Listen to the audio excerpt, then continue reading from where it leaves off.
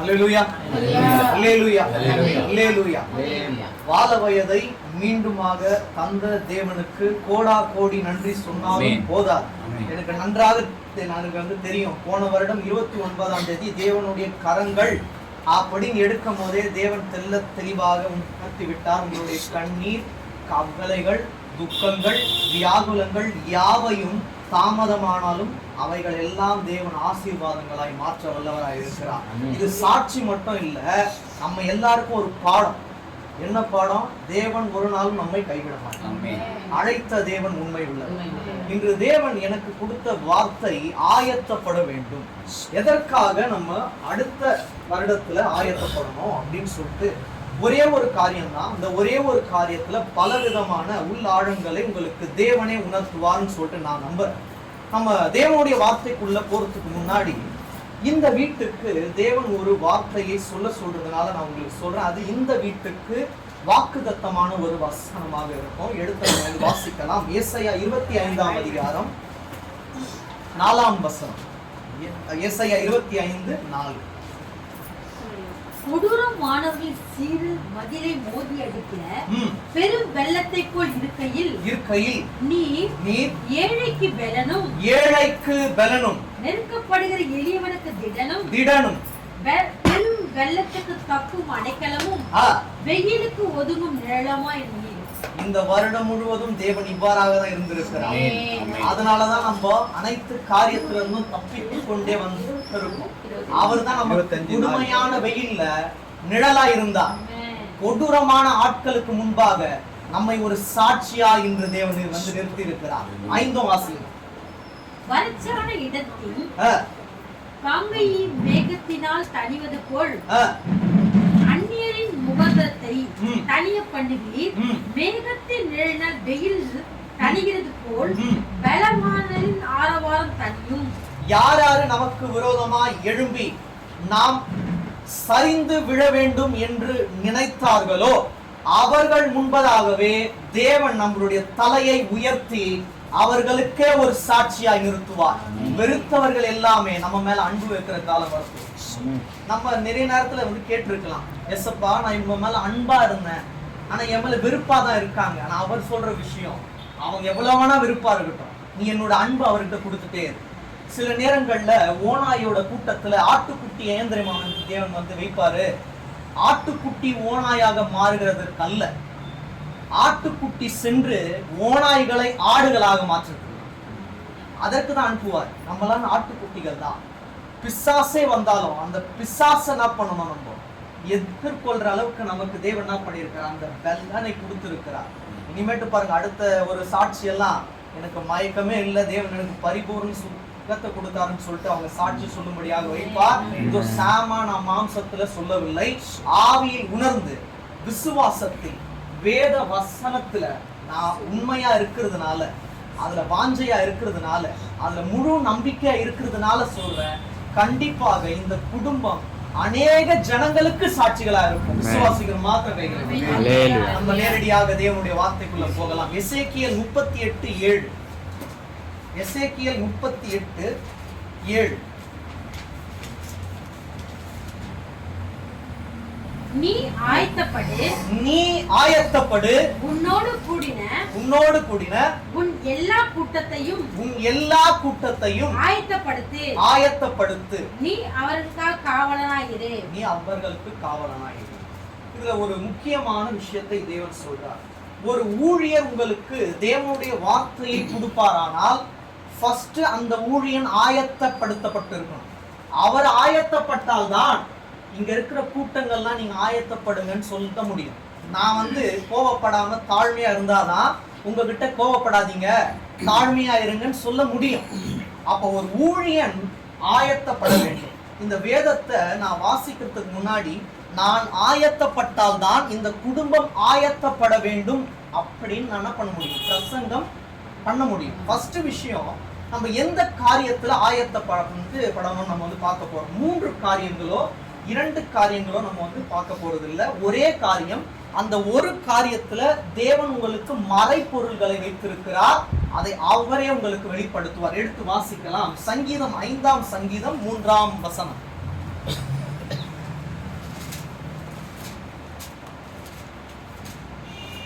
கர்த்தாவே கர்த்தாவே காலையிலே ம். என் சத்தத்தை கேட்டருளீர். ஆ, காலையிலே ம், உமது நேசம் வந்து ம். ஆயத்தமாகி காத்திருப்பேன். உமக்கு நேராக நேராக வந்து நேராக ஆயத்தமாகி வந்து காத்திருப்பேன். ஆயத்தமாகி அப்ப காத்திருப்பேன். தேவன் உங்ககிட்ட எதிர்பார்க்கிற விஷயம், அவருக்கு நேராக நீங்கள் ஆயத்தமாகி காத்திருக்க வேண்டும்.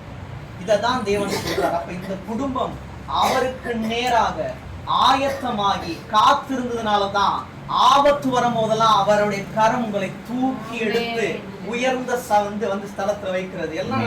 எல்லாம் நினைச்சாங்க யோபோட பிராணன் வந்துட்டு பட்டு போய் பாதாளத்தில் விழுந்துரும்னு. ஆனா யோபை தேவன் உயர்த்தி ரெட்டிப்பான நன்மையை தந்தார்.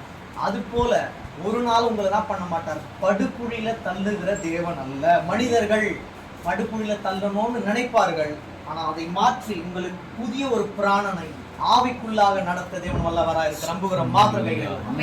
அப்போ நீங்கள் தேவனுக்கு முன்பாக ஆயத்தப்பட்டு காத்திருக்கும் போது தேவன் ஒரு காரியத்தை உங்களுக்கு சொல்ல போறார். முழுக்க லூக்கா 1ஆம் அதிகாரம் நம்ம வந்து பார்க்க போறோம். லூக்கா 1ஆம் அதிகாரத்துல மொத்தமாக 80 வசனங்கள் இருக்கிறது.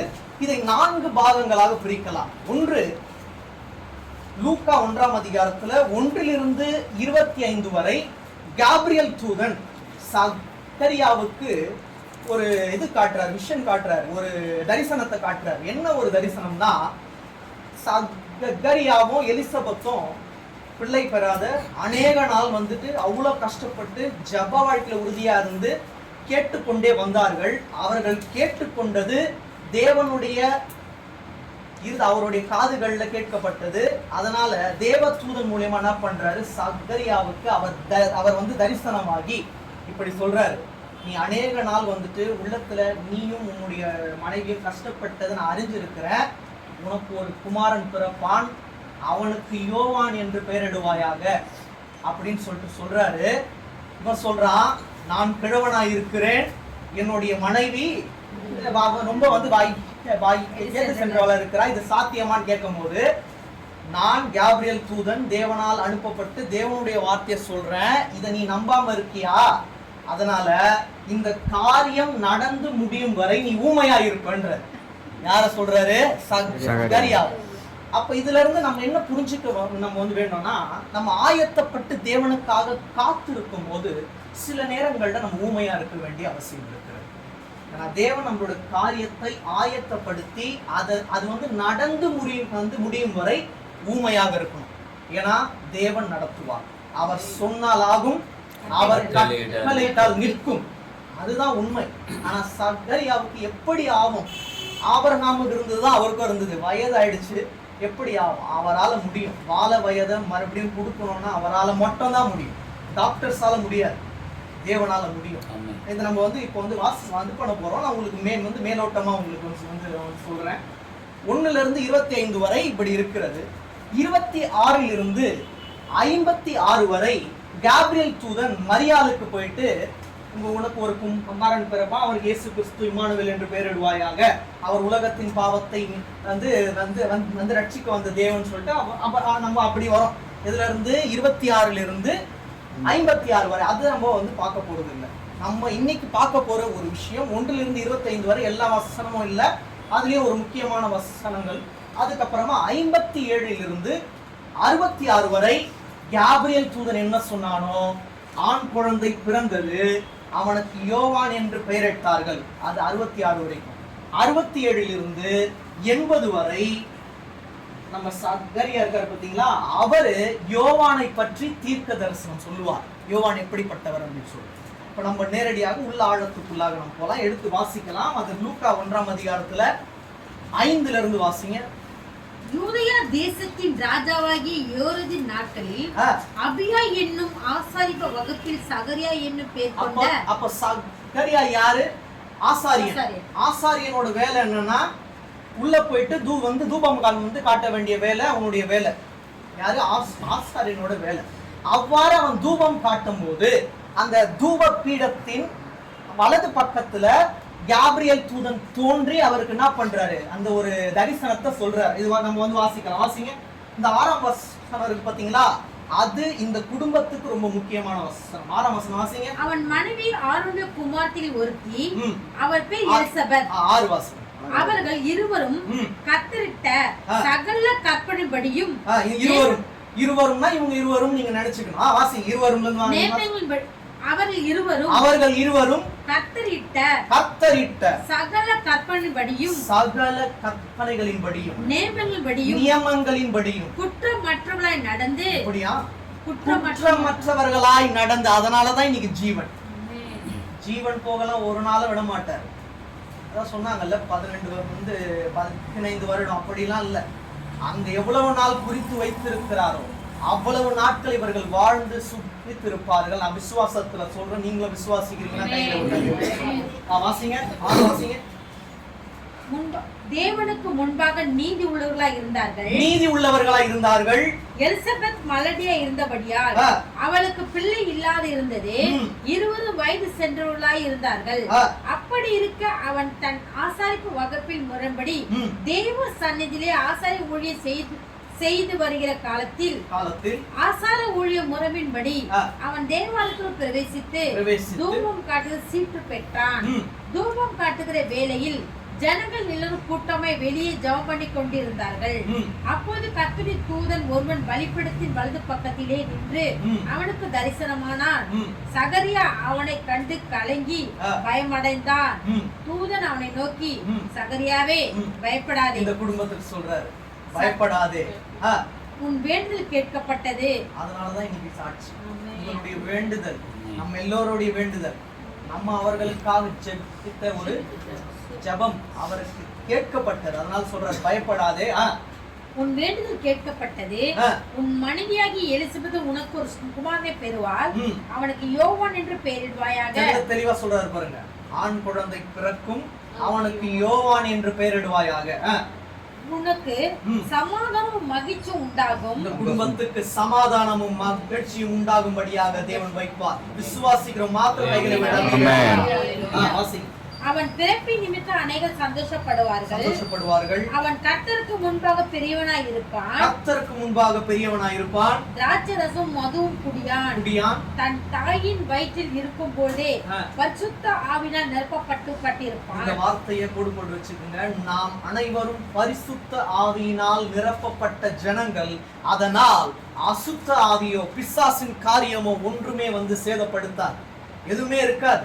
பரிசுத்த ஆவியினால் நிரப்பப்பட்டவர்களுக்குள்ளாக பரிசுத்த ஆவி மட்டும் தான் ஆளுகை செய்வார். அவரே இனிமேட்டு அற்புதமாய் நம்மை வழிநடத்தும். விசுவாசிக்கிறோமா? அவன் இஸ்ரவேல் சந்ததியரில் அநேகரை அவர்கள் தேவனாகிய கர்த்தருக்கு திருப்புவான். பிதாக்களுடைய இருதயங்களை பிள்ளைகளுக்கும் கீழ்ப்படியாதவர்களின் நீதிமன்ற ஞானத்திற்கும் திருப்பி. இந்த வசனம் ரொம்ப முக்கியமானது. 17ஆம் வசனம் வாசிங்க.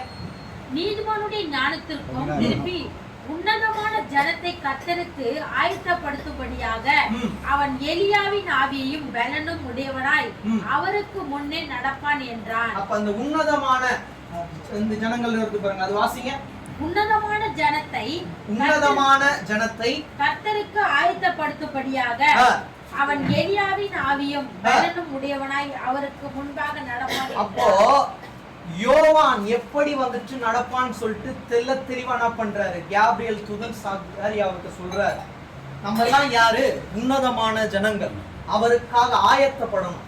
எலியாவோட ஆவி எவ்வாறு வந்துட்டு அற்புதமாய் ஜனங்களுக்குள்ள வழிநடத்தி வந்தாரோ தேவன், அவ்வாறு என்ன பண்ண போறாரு? யோவானையும் கண்டிப்பாக தேவன் வந்து வழிநடத்துவார். நம்ம உத்தமமான ஜனங்கள் தேவனுக்கென்று ஆயத்தப்பட்டு அவருக்காகவே வாழும்போது யோவானை மட்டும் இல்ல, நம்மையும் தேவன் ஆசீர்வதிக்க வல்லவராக இருக்கிறார். அப்படியே கீழே வாசிங்க, 20 வரைக்கும் வாசிங்க. அப்போது சகரியா தேவதூதன் நோக்கி, இப்ப நான் சொல்லிட்டு இருக்கணும், இந்த வார்த்தைகள் எல்லாம் அப்படியே ஆக கடவுது அப்படின்னு சகரியா சொல்லி இருக்கணும். அந்த இதுக்கு மாறாக இவர் என்ன சொல்றாரு பாருங்க. இதை நான் எதனால் அறிவேன்? நான் கிழவனா இருக்கிறேன், என் மனைவியும் வயது சென்றவரா இருக்கிறாளே என்றான். தேவதூதன் அவனுக்கு பிரதியுத்தரமாக, நான் தேவ சந்நிதியில் நிற்கிற கேப்ரியல் என்பவன் உன்னோடு பேசவும் உனக்கு இந்த நற்செய்தி அறிவிப்பு அனுப்பப்பட்டு வந்தேன். இதோ தற்காலத்திலே நிறைவேற போகிற என் வார்த்தைகளை நீ விசுவாசியாதபடியினால் இவைகள் சம்பவிக்கும் நாள் மட்டும் நீ பேசக்கூடாமல் ஊமையா இருப்பாய் என்றார். ஜனங்கள் சகரியாவுக்கு காத்திருந்து அவன் தேவாலயத்தில் தாமதித்ததால் ஆச்சரியப்பட்டார்கள். அவன் வெளியே சகரியாவுக்கு அந்த ஒரு தரிசனத்தின் மேல ஒரு சந்தேகம் இருந்தது. ஆனா ஜனங்கள் இவன் வந்து மௌனமா இருக்கும் போது ஏதோ ஒரு இதை கண்டிருக்காரு அந்த ஒரு தரிசனத்தை அப்படின்னு சொல்லிட்டு ஜனங்க அறிஞ்சுக்கிறாங்க. இவர் அதுல உறுதியா இல்ல பாருங்க. வாசிங்க கீழே. அவன் வெளியே வந்தபோது அவரிடத்தில் பேசக்கூடாமல் இருந்தான். அதனால் தேவாலயத்தில் ஒரு தரிசனத்தை கண்டான் என்று அறிந்தார்கள். அவனும் அவளுக்கு சைகை காட்டிய ஊமையா இருந்தான். அவனுடைய ஊழியத்தின் நாட்கள் நிறைவேறும் உடனே தன் வீட்டுக்கு போனான். அந்நாட்களுக்கு பின்பு அவன் மனைவியாகி எலிசபெத் கர்ப்பவதியாகி அவர் சொன்ன வார்த்தை கண்டிப்பாக நிறைவேறும். எப்பொழுது? நாம் ஆயத்தப்பட்டு அவருக்காக காத்திருக்கும் போது. ஆயத்தப்பட்டு இருந்தா, ஆனா சகரியாவுக்கு காத்திருக்க முடியல. காலம் வந்தாச்சு, இனிமேல் நடக்குமா அப்படின்ற ஒரு எண்ணம் ஆயிடுச்சு. அப்ப நமக்கு ஆயத்தமும் தேவை. தேவனுடைய வார்த்தைக்காக நம்ம வந்து காத்திருப்பது ரொம்ப முக்கியமானது. நாட்களுக்கு பின்பு அவன் மனைவியாகி எலிசபெத் கர்ப்பவதியாகி ஜனங்களுக்குள்ளே எனக்கு உண்டாயிருந்த நிந்தியை நீக்கும்படியாக கர்த்தர் நாட்களில் என்மேல் கடாட்சம் செய்து எனக்கு இப்படி செய்தறினார் என்று சொல்லி 5 மாதம் வெளிப்படாது இருந்தால் 6ஆம் மாதத்திலே கேப்ரியேல் என்னும் தூதன். இப்போ இது வந்து அங்க வந்து அந்த மரியாள் டாபிக் போயிடும். நம்ம நேராக 57 வரலாம். 57 வாசிங்க. எலிசபெத் பிரசவ காலம் நிறைவின பொழுது அவள் ஒரு புத்திரர் பெற்றாள். கர்த்தர் அவளிடத்தில் தம்முடைய இரக்கத்தை விலக பண்ணினார் என்று அவளுடைய அங்கலாய்த்தரும் வந்து ஜனங்களும் கேள்விப்பட்டு அவளோடு கூட சந்தோஷப்பட்டார்கள். 8ஆம் நாளிலே பிள்ளைக்கு சாட்சி சொல்லும் போது அவங்க மட்டும் சந்தோஷப்படல, அவர்களோடு சேர்ந்து நாமும் சந்தோஷப்பட்டது போல் அங்கு எலிசபெத் மாத்திரம் சந்தோஷமாக இல்ல, அவர்களோடு சேர்ந்து ஜனங்களும் சந்தோஷப்பட்டார்கள். 8ஆம் நாளிலே பிள்ளைக்கு விருத்தசேதனம் பண்ணும்படிக்கு அவர்கள் வந்து அதன் தகப்பனுடைய நாமத்தின்படி அதுக்கு சகரியா என்று பெயரிட்டார்கள்.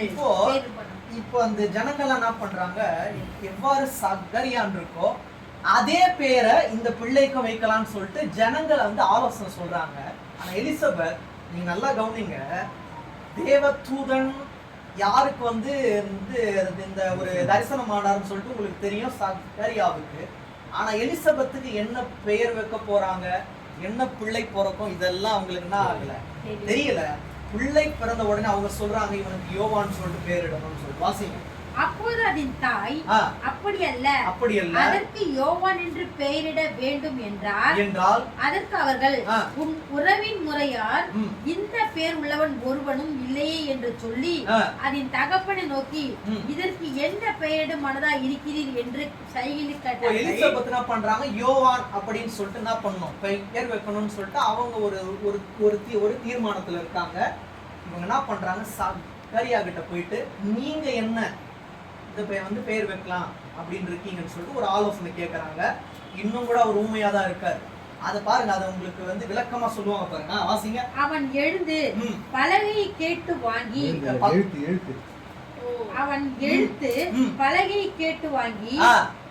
பேர் யோவான் என்று எழுதினான். இன்னும் கூட அவனால ஊமையா தான் இருக்கான். யோவான் என்று எழுதினான். எல்லோரும் ஆச்சரியப்பட்டார்கள். உடனே அவனோட வாய் திறக்கப்பட்டு அவனுடைய நாவு கவுக்கப்பட்டு தேவனை ஸ்தோத்திரித்து பேசினான். தேவனுடைய வார்த்தை நிறைவேறும் அளவும் அவன் ஊமையா இருக்கும் அப்படின்றது அவருடைய வார்த்தை. அது என்ன ஆயிடுச்சு, ஒரு ஆண் பிள்ளை பிறந்து யோவான் அப்படின்னு கையில வச்சாச்சு. இப்ப ஊமையா இருந்தவன் மறுபடியும் தான் ஆயிட்டான், பேச ஆரம்பிச்சான். அப்ப தேவனுடைய வார்த்தைக்கு நீங்கள் காத்திருக்கிற வரைக்கும் வியாதிகள் வரும், வறுமைகள் வரும், போராட்டங்கள் வரும். அது நிறைவேறும் காலம் வந்தவுடனே உங்களுடைய வியாகுலங்களை நீக்க தேவன் வல்லவராய் இருக்கிறார். வாசிங்க. அதனால் அவர்களை சுற்றி வாசமா இருந்த யாவருக்கும் பயம் உண்டாயிற்று. மேலும் யூதேயாவின் ஏன் உண்டாகுது? உண்மையாகவே தேவன் அவர்களோடு இருக்கிறார். தேவன் அவங்க கூட இல்லைன்னா தேவ தூதனை கொண்டுலாம் அவர் என்ன பண்ண அவருடைய வார்த்தையை சொல்லவே மாட்டார். நான் நம்புறேன் இந்த குடும்பத்தாரோடு தேவன் இருக்கிறார், நம்மோடு தேவன் இருக்கிறார். அதனால அநேகர் கண்டு பயப்படும்படியாக தேவன் வைப்பார். ஆச்சரியப்பட்டு ஒரு மாதிரி திக்கு போகும்படியாக தேவன் வைப்பார். உங்களோட யாருமே இல்லைன்னு சொல்லிட்டு கவலைப்படாதீங்க. உங்களோட கண்ணீருக்கு தேவன் மட்டும் தான் பண்ண முடியும், ஒரு பதில் சொல்ல முடியும். அதனாலதான் ஒரு பாடல் இருக்கு. கண்ணீரின் வலிகள் நனையும் என் விழிகள், நடந்திட்ட ஆழிகள் மறந்திட கூடுமோ, கடந்திட்ட காலங்களை நினைக்கும் போதெல்லாம், கடந்திட்ட காலங்களை நினைக்கும் போதெல்லாம், கலங்காத என் உள்ளமும் கலங்கிடுதே, கலங்காத என் உள்ளமும் கலங்கிடுதே. கண்ணீரின் வலிகள் நனையும் என் விழிகள், நடந்திட்ட ஆழிகள் மறந்திட கூடுமோ. கண்ணீரின் வழிகள் அவருக்கு தெரியும். அதனாலதான் வழிகள்ல தான் புது வழியை ஆயத்தப்படுத்துவார். இன்னைக்கு நம்ம சாட்சிகளா இருக்கோம்.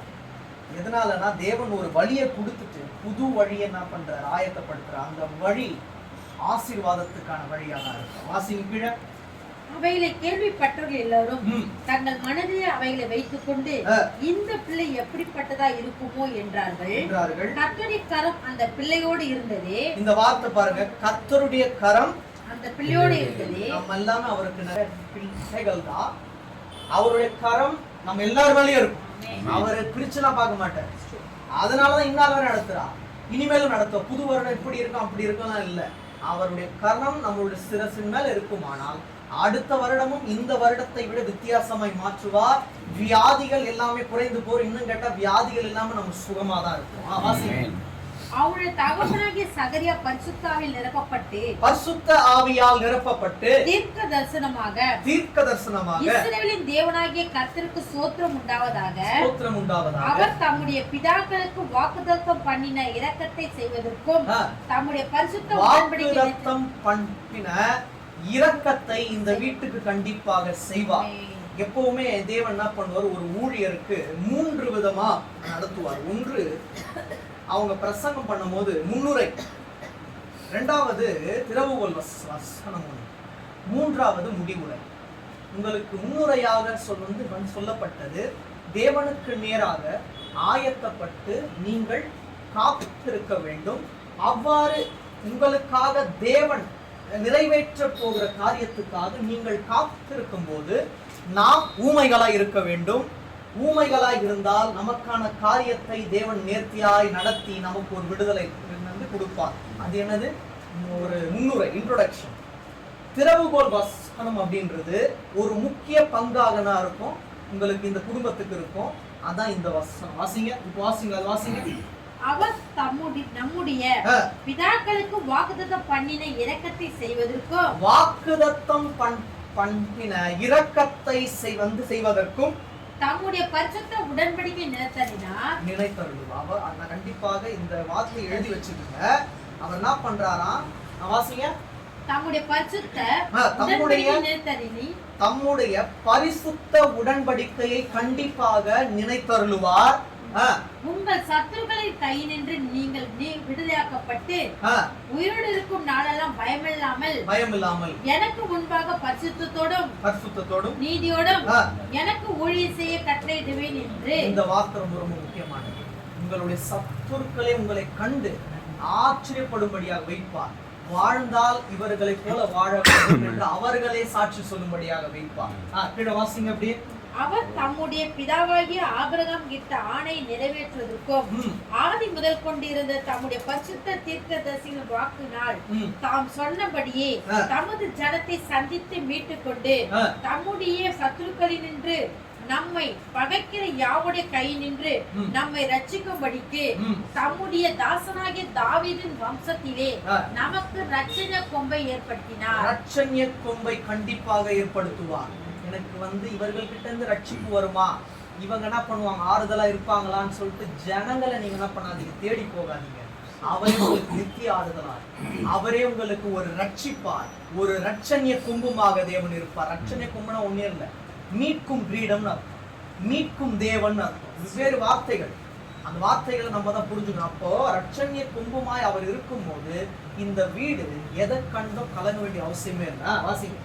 நீயோ பாலகனே உன்னதமானுடைய தீர்க்கதரிசி எனப்படுவாய்.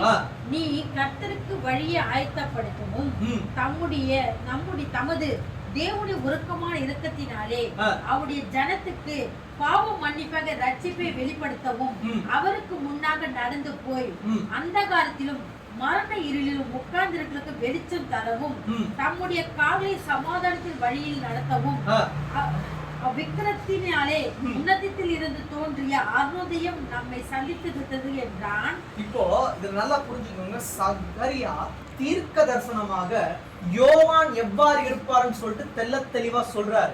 இதுல இருந்து நீங்க புரிஞ்சுக்க வேண்டியது, உங்களுடைய ஊழியம் யோவானின் ஊழியத்தை போல இருக்கும்.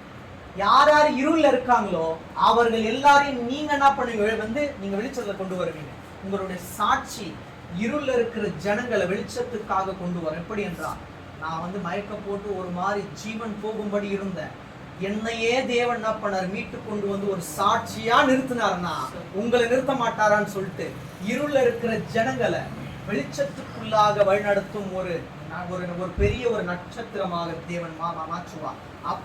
அவ்வாறாக தான் யோவான் சாணன் அப்படி அழகா என்ன பண்றாரு, தேவன் மாற்றி எல்லாருக்கும் ஒரு சாட்சிகளாக வைக்கிறாரு.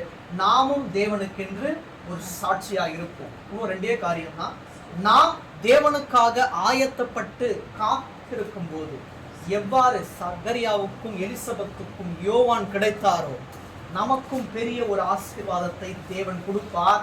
அந்த ஆசீர்வாதம் என்ன, நம்ம தான் பண்ண போறோம், பார்க்க போறோம். நம்ம தேவனுக்காக என்ன பண்ணியாச்சு, ஆயத்தப்பட்டு அதற்காக காத்திருந்தாச்சு. அவர் நமக்காக ஒரு விஷயத்தை ஆயத்தம் பண்றாரு. அது என்ன நம்ம பார்த்துட்டே முடிக்கலாம், அதான் முடிவு. இப்ப எடுத்து நம்ம வாசிக்கலாம். ஏசாயா 25:6. ஏசாயா 25:6.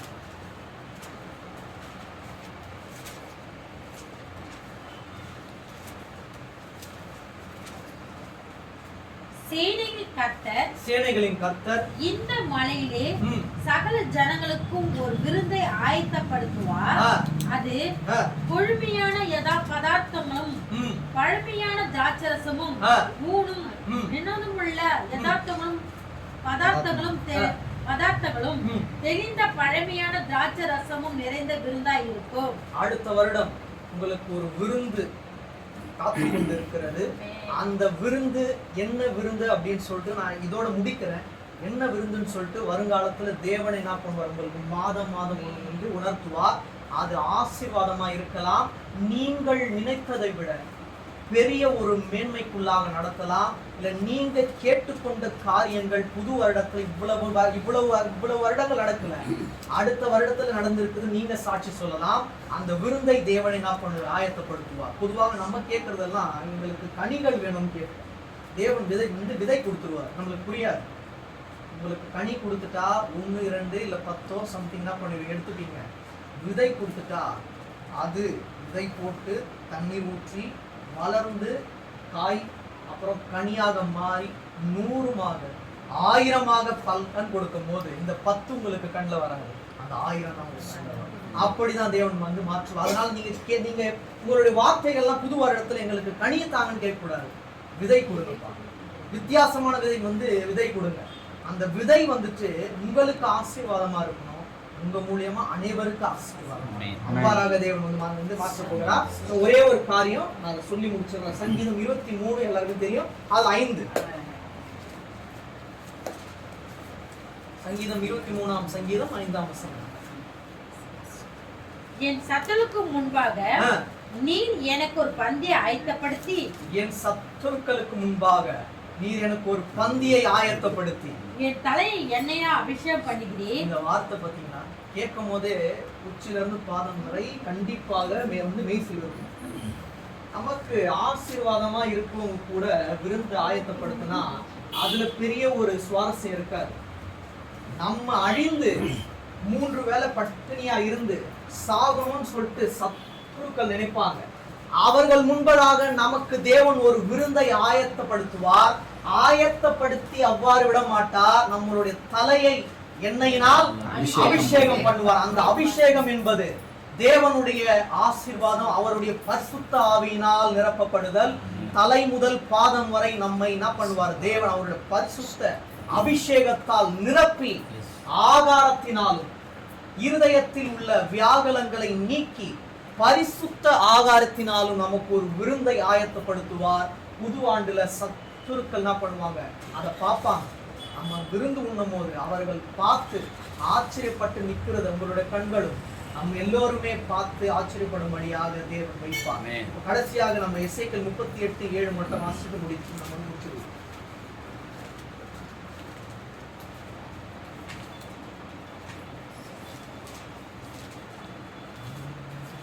நீ ஆயத்தப்படு. ஆயத்தப்பட்டாச்சு, நம்ம நானும் ஆயத்தப்பட்டாச்சு. உன்னோடு கூடின உன் எல்லா கூட்டத்தையும் ஆயத்தப்படுத்து. நீ அவர்களுக்கு காவலனா இரு. இந்த காவலனா இரு அப்படின்றது எசேக்கியேலோட வாழ்க்கையில ஒரு தீர்க்க தரிசனமான வார்த்தை. அவருக்கு ஊழியத்துல தேவன் அழைத்த அழைப்பும் அப்படிதான். நீங்க வேணும்னா நீங்க எசேக்கியேல் 3:17 எடுத்து வாசிச்சீங்கன்னா புரியாது. இந்த இஸ்ரவேல் வம்சத்தாருக்கு உன்னை காவலனாக வைத்தேன், என் வாயினால் வார்த்தைகளை கேட்டு அவர்களுக்கு எச்சரிப்பாயாக. வாசிங்க 3:17. எசேக்கியேல் மனுபுத்திரனே இஸ்ரவேல் வம்சத்தானுக்கு காவலனாக வைத்தேன்.